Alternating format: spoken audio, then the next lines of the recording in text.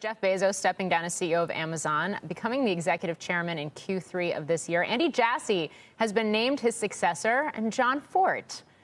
You have known Mr. Jassy for quite some time. He has been a regular on Squawk Alley. Break it down for us. Yeah, I mean, Morgan, I think it's fair to say, I know it's fair to say, I've spent hours talking to Andy Jassy over recent years. We do a sit down at least once a year around AWS reInvent. And so some perspective around what this means for Amazon. Really, in Jassy, you have somebody who I've consistently seen process and organization emphasized in what he talks about and in how he leads. And there's this sort of strain to focus the organization and a pressure to innovate around the customer, sort of as a proxy for competition. Because he would point out Amazon was pushing on cloud for about 6 years before others started paying attention. And sort of what they tried to build was this internal pressure to get better, even in the absence of external competition. I talked to him about why, for example, they kept lowering prices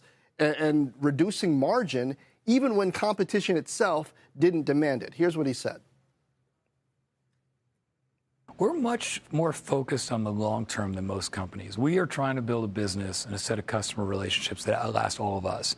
And as such, we think if we help our customers get more done and are successful on their own, even if it means lower margin percentages, over time we'll drive more absolute margin dollars, and they'll be more successful and we'll ultimately be more relevant.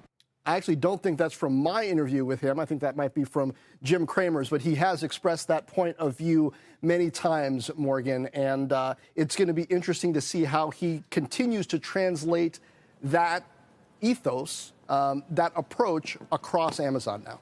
Yeah, and so many different businesses and segments within the Amazon umbrella. I am curious, though, John, given the fact that we did also get those Alphabet earnings yesterday, whether some of those other players in the cloud space who are scrambling to catch up, looking to try and take on more market share, looking to be larger or more notable competitors to Amazon, given the fact that it does have such a lead, whether you think that they are nervous, given the fact that that is still really his baby. I think everybody in this space is nervous all the time.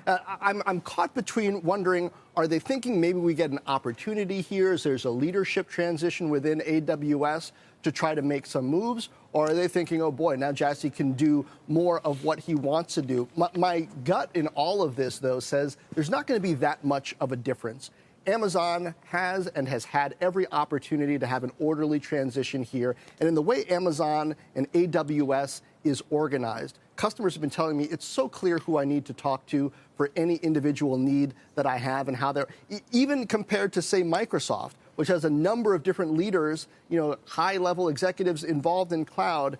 Amazon is a lot more streamlined in its executive organization. So when they're making a transition like this, I would be shocked if there was anything but a smooth handoff of responsibility to responsibility.